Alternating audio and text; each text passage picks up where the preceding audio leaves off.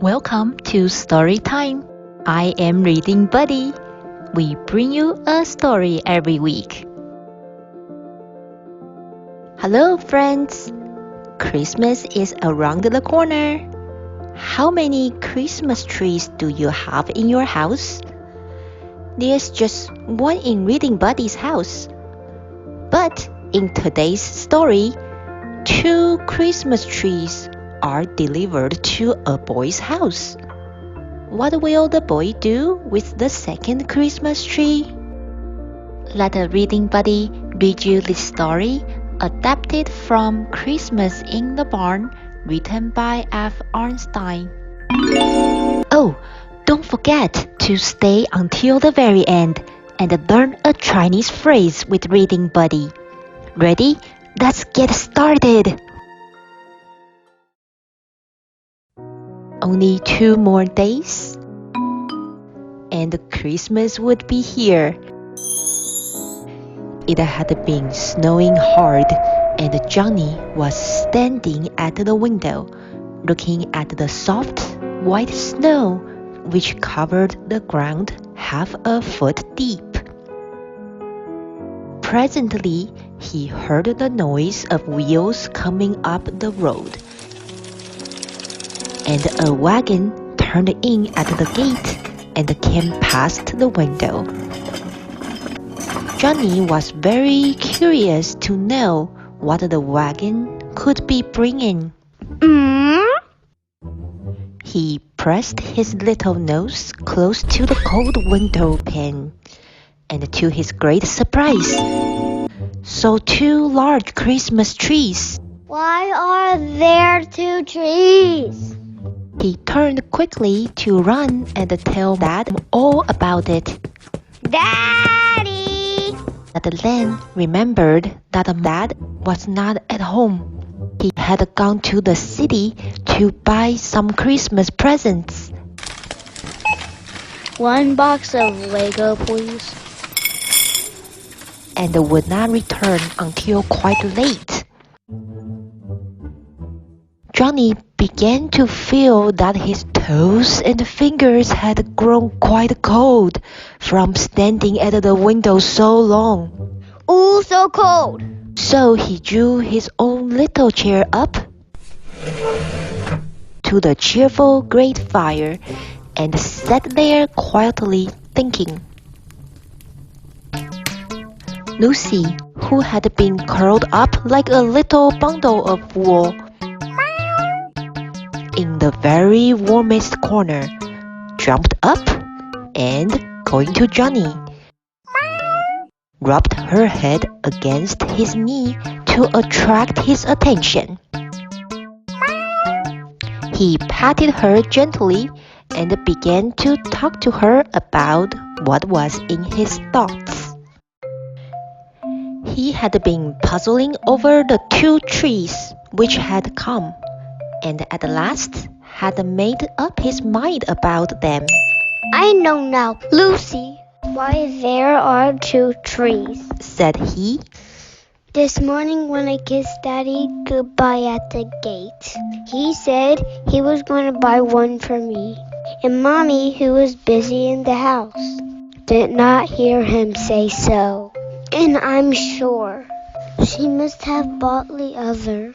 But what shall we do with 2 Christmas trees? Lucy jumped into his lap and purred and purred. A plan suddenly flashed into Johnny's mind. Would you like to have one, Lucy? Lucy purred more loudly, and it seemed almost as though she had said yes. Oh, I will. If Mommy will let me, I will have a Christmas tree out in the barn for you, Lucy, and for all the pets. And then you will all be as happy as I shall be with my tree in the parlor. By this time, it had grown quite late.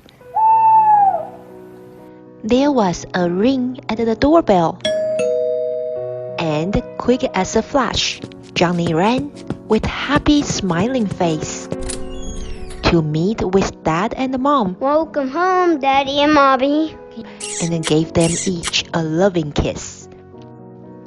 During the evening, he told them all that he had done that day and also about the 2 big trees which the man had brought. It was just as Johnny had thought. Dad and Mom had each bought one, and as it was so near Christmas, they thought they would not send either of them back. Johnny was very glad of this and told them of the happy plan he had made and asked if he might have the extra tree. Dad and Mom smiled a little as Johnny explained his plan, but they said he might have the tree. Sure, Johnny. And Johnny went to bed feeling very happy. That night, his dad fastened the tree into a block of wood so that it would stand firmly, and then set it in the middle of the barn floor. The next day, when Johnny had finished his lessons, he went to the kitchen and asked Grandma, Would you save the bones and the potato parings and all other leavings from today's meals and give them to me the following morning? He also begged her to give him several cupfuls of salt and cornmeal, which she did, putting them in paper bags for him. Then she gave him the dishes he asked for, a few chipped ones not good enough to be used at the table, and an old wooden bowl. Grandma asked, "What do you want to do with all these things?" But he only said, Wait until tomorrow, then you shall see. He gathered up all the things which Grandma had given him and carried them to the barn, placing them on a shelf in one corner, where he was sure no one would touch them and where they would be all ready for him to use the next morning.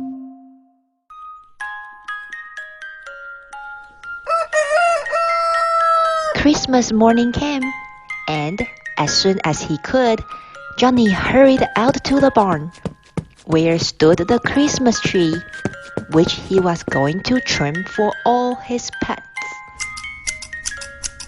The first thing he did was to get a paper bag of oats.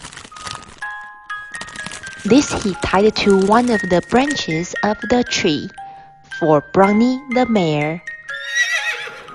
Then he made up several bundles of hay and tied these on the other side of the tree. Hey, yo!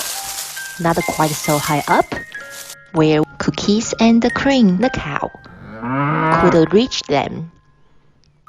And on the lowest branches, some more hay for Spotty, the calf.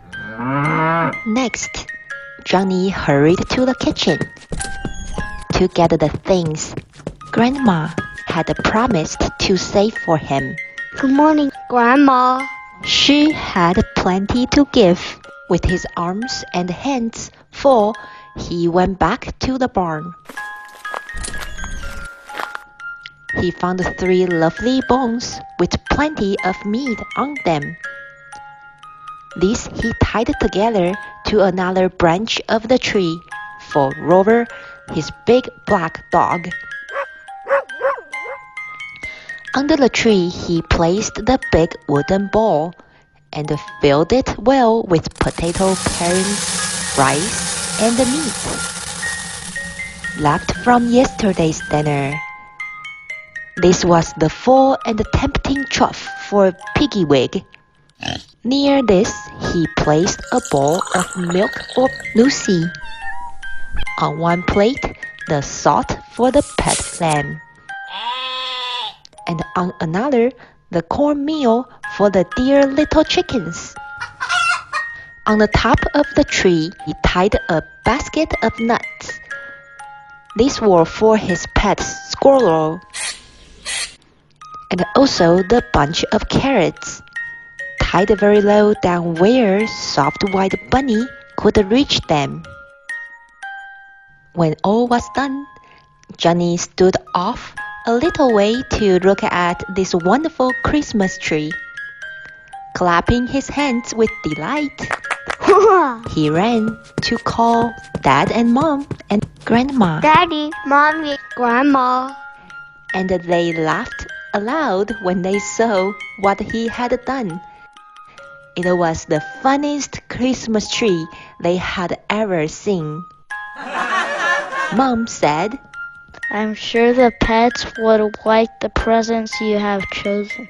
Then there was a busy time in the barn. Dad and Mom and Grandma helped out bringing in the animals. And before long, Brownie, Cookies and Cream, Spotty, Rover,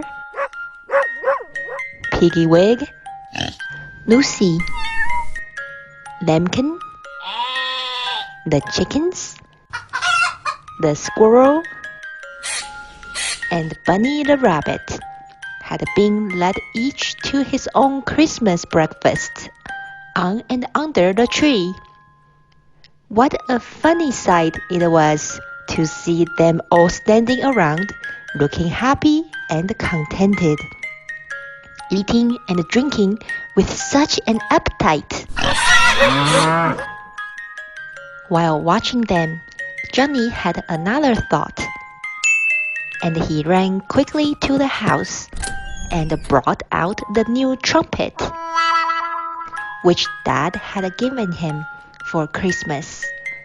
By this time, the animals had all finished their breakfast, and Johnny gave a little toot on his trumpet as a signal that the tree festival was over. Brownie went, neighing and prancing, to her stall. Cookies and Cream walked demurely off with a bellow, which Spotty, the calf, running at her heels, tried to imitate. The little lamb skipped, bleating away. Piggywig walked off with a grunt. Lucy jumped on the fence with a mew. The squirrel still sat up in the tree, cracking her nuts. Bunny hopped to her snug little quarters, while Rover, barking loudly, chased the chickens back to their coop. Such a hubbub of noises, Dad said. It sounds as if they are trying to say Merry Christmas to you, Johnny. Haha, Merry Christmas to all.